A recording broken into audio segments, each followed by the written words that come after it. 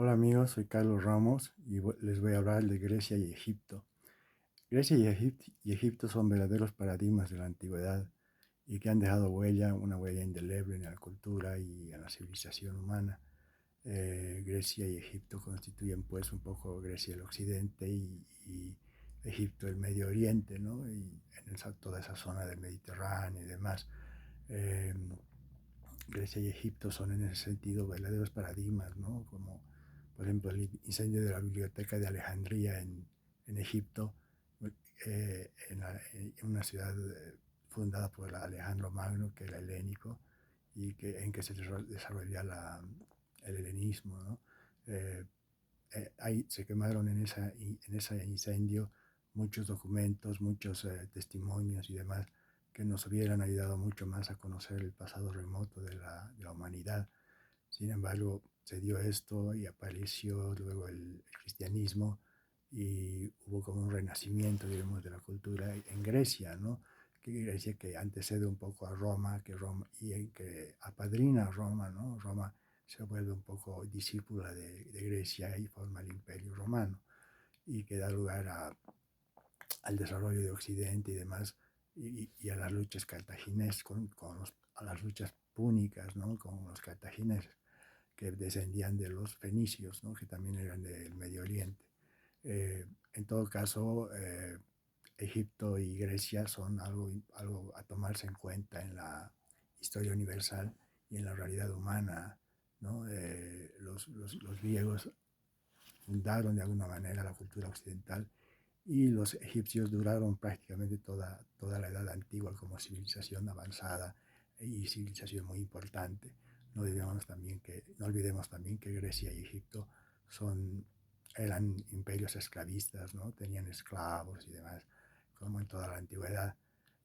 Asimismo, la rivalidad entre Grecia y Egipto se da de una forma subrepticia y no directa, ¿no? Es una rivalidad cultural más que bélica o de, de cualquier otro sentido, ¿no? Es una rivalidad cultural entre el Medio Oriente y el Occidente, ¿no? El Occidente mundial incluso, ¿no? Que da lugar. Hoy en día se sigue estudiando a Grecia y a Roma y a la cultura clásica y demás, pero también está Egipto, que es estudiada por los antropólogos y por los egiptólogos, ¿no? Grecia y Egipto en ese sentido son, como había dicho, muy importantes para conocer la realidad humana, la verdad humana, de lo que somos o de lo que debemos ser, ¿no? Grecia y Egipto nos enseñan de alguna manera a apreciar la cultura, ¿no? Con el helenismo y demás, pero Egipto con sus construcciones megalíticas deja una verdadera huella en la antigüedad y un verdadero misterio que después hasta el día de hoy no ha sido completamente aclarado, ¿no? Porque, bueno, Egipto es un poco más antiguo incluso que Grecia y dura más que Grecia, ¿no?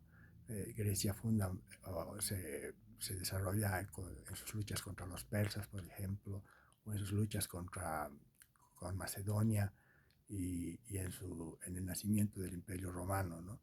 Eh, es así que Grecia y Egipto son civilizaciones a tomarse en cuenta, a considerarse, ¿no? Para conocer un poco más de historia. Ya sabemos lo importante que es la historia y la verdad, la historia universal y el pasado del ser humano, ¿no? Eh, en todo caso, diremos que tanto Grecia como Egipto, perdón la repetición, son civilizaciones antiguas de gran mérito, que han dejado una huella indeleble, ¿no? Una huella indeleble que de algún modo es como un renacimiento de la cultura, ¿no? Porque se quema la biblioteca de Alejandría y al poco tiempo aparece el cristianismo, por ejemplo, ¿no? Entonces, muchos misterios de la antigüedad han quedado enterrados de alguna manera o hechos cenizas en el incendio de la biblioteca de Alejandría, ¿no? Alejandría que fue creada o fundada por Alejandro Magno en pleno Egipto.